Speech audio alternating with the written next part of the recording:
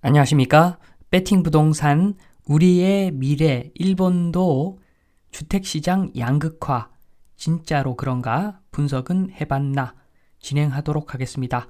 맹목적으로 우리도 일본 따라간다. 일본 초고령화 사회로 먼저 갔지만 일본도 양극화다 이런 이야기를 하는데 어느 정도 거짓말입니다. 양극화는 당연하죠. 그러나 전제 조건은 있습니다.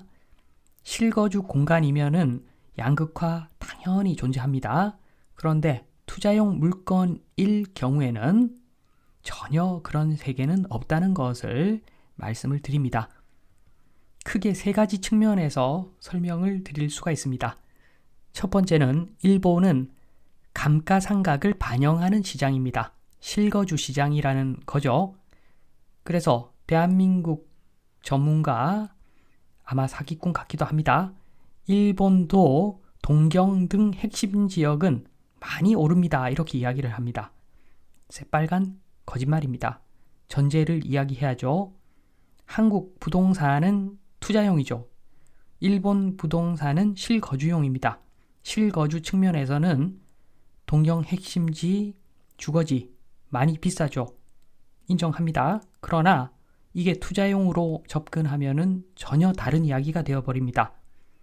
30년 전에 매수한 아파트 가격이 지금 올랐는가? 절대 그렇지 않죠. 감가상각을 반영하는 일본 부동산인데 30년 전에 매수한 아파트, 땅 지분이 작은 아파트가 올랐다는 이야기는 말이 안 되죠. 거의 가격이 같다까지는 뭐 가능할 수도 있는데 가격이 올랐다. 말이 되지 않습니다. 30년 전에 매수한 아파트 가격이 올랐다는 이야기가 아니죠. 지금 일본 동경 핵심지 많이 올랐다는 것은 새로 지은 번화한 재건축 성공한 멋진 지역들 그 분양가가 높다. 그리고 현재 매매되는 가격이 높다. 그 이야기를 하는 거지.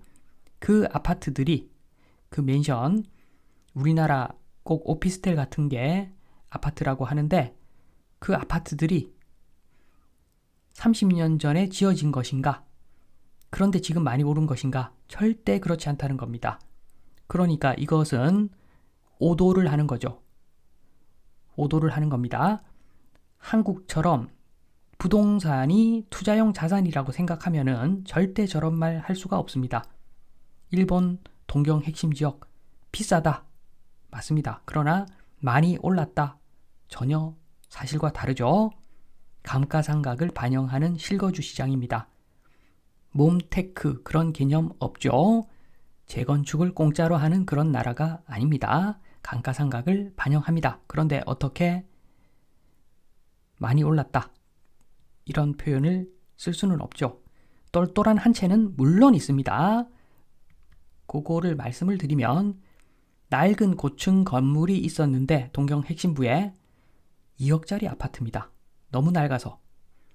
그런데 어떻게 해서 재건축 성공을 합니다. 그래서 새 건물이 되어서 10억 아파트가 되었는데 그런데 재건축에 들어간 돈이 공사비가 8억입니다. 8억. 2억짜리 아파트에다가 8억 쏟아부어서 10억 아파트 되었는데 이게 많이 오른 거다. 이게 많이 오른 거다. 절대 그렇지 않죠. 그냥 공사비 쏟아 부은 만큼 올랐다. 이렇게 보시면 되고 당연히 동경 핵심부 비쌉니다. 비싸고 양극화 있습니다. 그러나 이게 투자해서 성공했다. 그런 개념이 아니죠. 내가 엄청나게 낡은 놈 2억짜리, 2억짜리 들고 있었는데 누가 천사가 와서 공짜로 새 아파트 만들어주고 그리고 그걸 나한테 그냥 공짜로 주더라. 이런 개념이 절대 아니라는 겁니다. 두 번째를 봅니다. 두 번째는 일본은 적정한 공급을 한 거고 한국은 양적 완화 수준으로 공급을 한 것이다. 이렇게 보면 됩니다. 일본은 실거주 시장이니까 당연히 단독주택도 선호를 합니다. 그러면은 동경의 아파트, 오피스텔 같이 생긴 저 아파트 저게 아주 많은가? 전혀 그렇지 않죠. 서울에 비하면 얼마 없습니다. 반면에 서울은 서울 전체가 빼곡하게 아파트가 들어서 있죠. 한국에서 아파트는 돈다발이죠. 그런데 양적 완화를 한 겁니다. 저 가격이 유지가 될 수 있을까? 지금은 돈 내고 돈 먹기라서 가능할 수도 있죠. 그리고 주공아파트 공짜 재건축의 잔상이 머릿속에 남아있어서 아파트 이미지 좋을지 모르나 양적 완화가 이루어진 돈다발입니다. 저거는. 그렇기 때문에 투자 측면에서는 절대 좋은 자산이 아니라는 겁니다. 결국은 우리나라도 실거주 시장으로 바뀔 거고, 그러면은 비싼 아파트는 새로 지은 거겠죠. 새로 지은 거. 새로 지은 거는 공사비를 엄청나게 쏟아 부어가지고 부은 만큼 가격이 비싼 거죠. 그래서 절대 옛날에 낡아 빠진 거 그냥 사뒀는데, 또는 3, 40년 전에 분양받았는데 또 나이가 먹은 다음에 또 공짜로 새 아파트 만들어 주더라, 이런 개념이 아니라는 겁니다. 그런 상황에서 양적 완화까지 되어 있는데 저 물량들을 다 받쳐줄 수요가 있을 것인가? 의문스럽죠. 그 이야기는 돈의 가치는 양적 완화하면은 그냥 굉장히 떨어진다. 다들 아실 겁니다. 이런 반박하시는 분 있을 겁니다. 새 아파트만 보면 양적 완화가 아니다. 새 아파트는 얼마 없다. 공급 부족이다. 말씀을 하신다면 제가 재반박을 하면은 새 아파트는 실거주일 경우 하는 이야기죠. 그런데 누구나 알고 있지만 지금 생각하지 않는 사실. 지금 신축도 3, 40년 지나면 구축, 재건축을 앞둔 아파트가 됩니다. 투자 측면에서는 구축이 비싸야 재미가 있습니다. 그러니까 새 아파트, 돈을 쏟아부은 새 아파트, 그게 높은 가격에 거래된다. 그게 중요한 게 아니죠. 그 아파트가 나이를 먹어서 더 비싼 가격에 거래가 되어야지 투자 측면에서 성공한 것인데 그렇지 않다는 겁니다. 3번 보겠습니다. 일본 같은 경우에 실거주 시장이라서 당연히 PIR 또는 임대 수익률 이런 거 봅니다. 그러니까 아파트를 매수한다. 그러면은 이런 사람도 있겠죠. 저 아파트에 40년 내가 거주할 거다. 지금 매수할 수 있는 가격이 4억인데 그러면은 1년에 1,000만 원 내가 쓰는 거다. 1년에 1,000만 원씩 40년 동안 쓰면은 저게 4억이니까 내가 4억에 지금 매수를 할란다. 그리고 40년 거주하다가 이제 다른 데 이사 갈란다. 이렇게 생각한다는 겁니다. 그래서 요거는 소득 수준에 맞는 주택만 구매를 한다는 겁니다. 이렇게 비용 측면으로 생각을 하는데 어떻게 영끌 구매가 있겠습니까? 내 소득 수준에 맞게 실제 거주할 집을 선택하는 이런 시장이 일본이라는 거죠.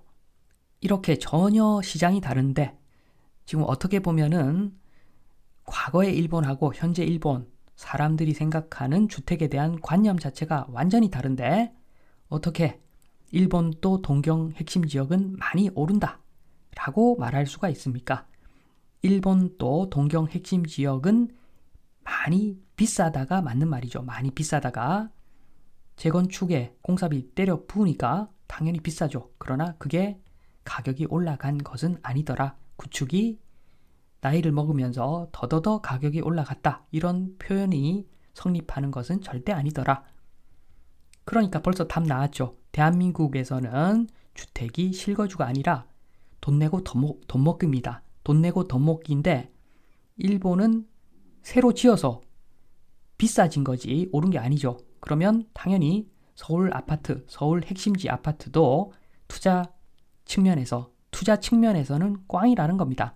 물론 내가 소득이 엄청나게 많아가지고 양극화, 최고급 아파트, 공사비 20억, 30억 때려 부어가지고 지은 아파트 거주하면은 좋죠. 그리고 소득 많으면 그렇게 해도 되죠. 그게 양극화라는 겁니다.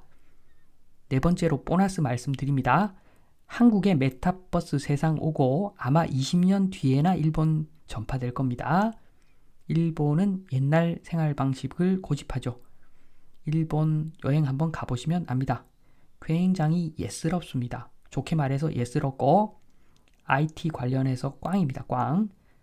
IT는 우리나라가 훨씬 더 발달해 있습니다. 흡수가 빠르죠. 대한민국 사람들. 그래서 메타버스 아마 나오면은 금방 흡수할 것이고, 그러면은 원격 근무, 수업, 진료 다 가능할 겁니다. 그래서 메타버스 세상에 오면은 지금 이야기되는 똘똘한 이 말이 굉장히 흐려질 것이다. 요 말씀까지 드리면서 이만 마치도록 하겠습니다. 감사합니다.